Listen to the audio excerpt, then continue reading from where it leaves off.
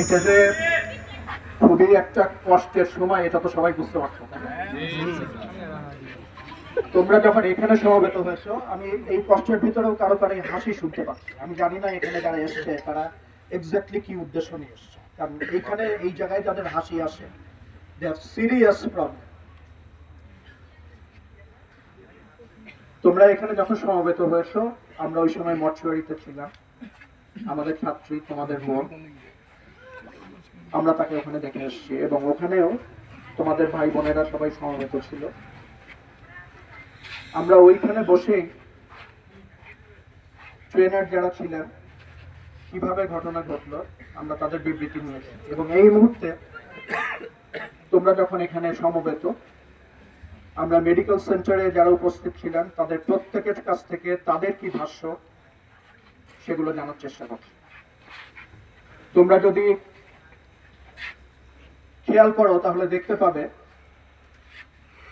যে আমাদের ছাত্রীটি যেই বিভাগে লেখাপড়া করত সেই বিভাগের একজন ছাত্র প্রতিনিধি এবং সেই বিভাগের একজন শিক্ষক সহ প্রফেসর ফরিদউদ্দিন খানকে পুরো জিনিসটার কারণ নিরূপণ, তারা দায়ী, তার কতটুকু দায়িত্ব, এই দায়িত্ব ইতিমধ্যে তাদের উপর অর্পণ করা হয়েছে। এবং আমরা যেটা করেছি সেটা হচ্ছে প্রথমবারের মতো বিভাগের শিক্ষক এবং ছাত্রদের প্রতিনিধিত্ব রেখেছি, যেন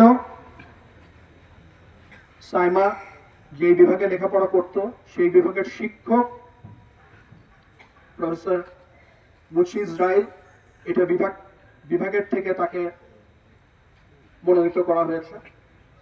এবং একজন ছাত্র, একটু নামটা আমার মনে হয় নামটা বলে দেওয়া উচিত, ইবনে ফজল। ইবনে ফজল সে কি এখানে আছে কিনা আমি জানি না। ইবনে ফজল ওই ফজলকে লাগবে না এখানে, ওই ফজলের দরকার নেই। ইবনে ফজল তদন্ত কমিটির দরকার পড়ে। ইবনে ফজল এবং আমরা প্রশাসনের একেবারে টপ আমরা ফরিদ সাহেবকে এখানে রেখেছি যেন কোথাও কোনো ধরনের গড়িমসি না হয়।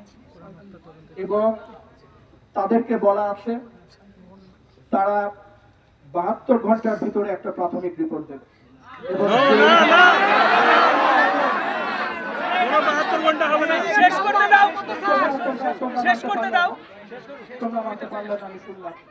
আমার কথা আমাকে শেষ করতে হবে। সেটা হচ্ছে 72 আওয়ার্সের ভিতরে তারা একটা প্রিলিমিনারি রিপোর্ট দেবে এবং সেই রিপোর্টের ভিত্তিতে আমরা ব্যবস্থাটা নিয়ে ফেলবো।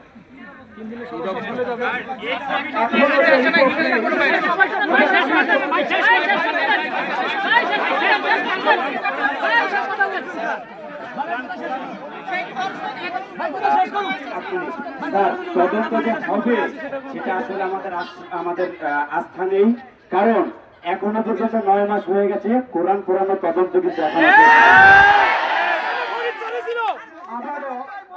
আবারও তোমাদেরকে পরিষ্কার করে বলি, একদম পরিষ্কার কথা বলবো, কোরআন পুরানোর যে তদন্ত হয়নি তুমি যে কথাটা বললে সবাই শুনে রাখো, এই কথা সম্পূর্ণ আমাদের জায়গা থেকে এই কথা আমরা গ্রহণ করি না, এটা অসত্য। এবং কেউ যদি জেনে শুনে বলে তাহলে সে মিথ্যাবাদী। আবার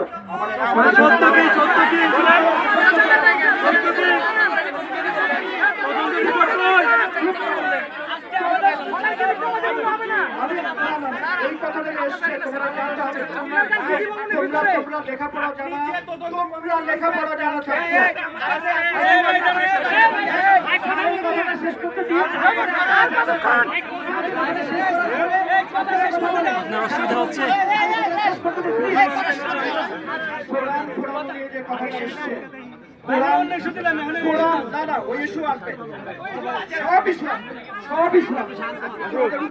জানা উচিত এবং তোমাদের মিথ্যা থেকে দূরে সরে থাকা উচিত। কোরআন পড়ানো নিয়ে আমাদের কমিটি সবকিছু, ইনফ্যাক্ট সাইবার ক্রাইম টিমের কাছে যত প্রাইমারি ইনফরমেশন ছিল সেটা আমাদের টিভি দিয়েছে এবং সেই টিমের প্রেক্ষিতেই যে অ্যাকিউজড তাকে লোকেট করা এবং তাকে পুলিশ কাস্টাডিতে নেওয়া হয়েছে। এরপরে চুপ করো, এরপরে সে জেলখানায় আছে, মামলা চলমান। তোমরা আশা করো যে জেলখানার দায়িত্ব এবং মামলার দায়িত্ব এবং আদালতের দায়িত্ব বিশ্ববিদ্যালয় পালন করবে, এইটুকু যদি না বোঝো এখানে কেন করতে এসেছো? যাদের যে দায়িত্ব তাদের সেটা পালন করতে হবে। এখন এটা পুলিশ এবং আদালতের বিষয়। তোমরা বারবার বলো যে আমরা কি করছি, এই বিষয়টা বাদ দাও, আমরা কি না, আমরা কি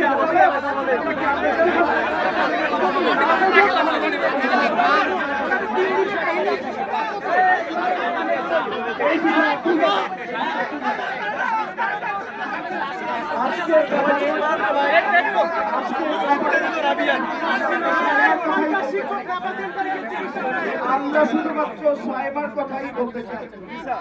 সাইবার ব্যাপারে এইখানে যে সময়টা আমরা ব্যয় করছি, তোমরা ব্যয় করছো, আমরা সবাই ব্যয় করছি, তোমাদের আবেগ, ভালোবাসা, তোমাদের বঞ্চনা, বিভিন্ন জায়গাতে অপ্রাপ্তি, অপারগতা, প্রত্যেকটি সত্য।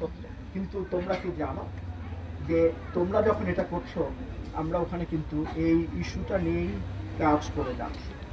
আমাদের কাজ করতে দাও, আমাদের কাজ করতে দাও। এবং আমি ওখানেও বলে এসছি, আমরা প্রতিটা মুহূর্তে কি ঘটনা ঘটেছে সেটা দেখব, এবং যেখানে যার যা দায়িত্ব আছে, তোমরা আমার কাছে জানতে চাও যে কি ব্যবস্থা নেবে। কথাটা হলো, আমরা যে রিপোর্ট পাবো এবং যে ফাইন্ডিংস আসবে তার উপর ভিত্তি করে তোমরা দেখবে যে সবচেয়ে বড় যেটা করা যায় আমরা সেটাই করব। সেটা কি? আমি বলি, আমি শেষ করতে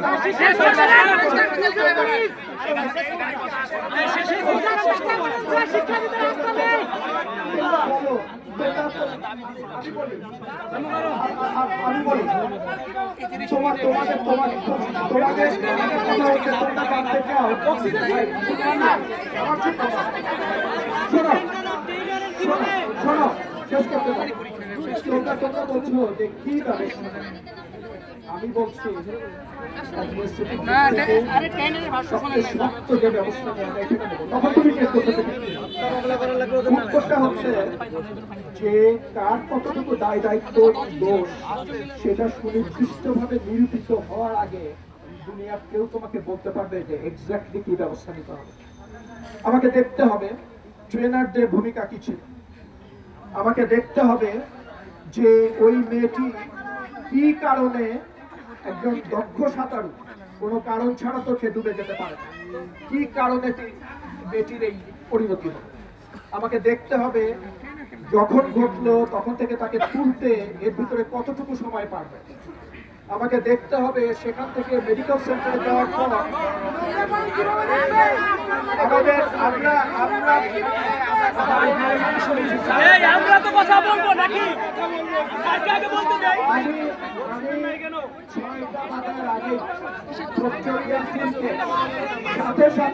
সাথে সাথে আমি সুইমিং পুল এবং মেডিকেল সেন্টারের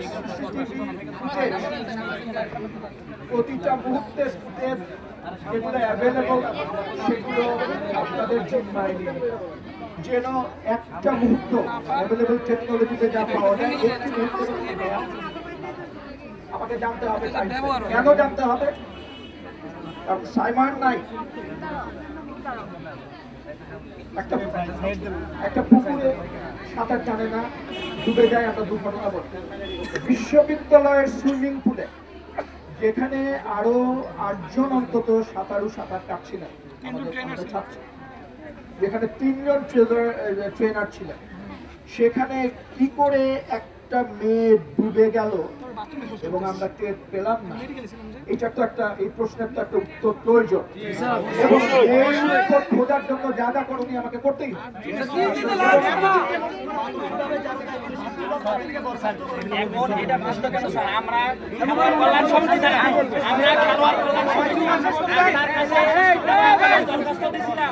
সুইমিং পুলের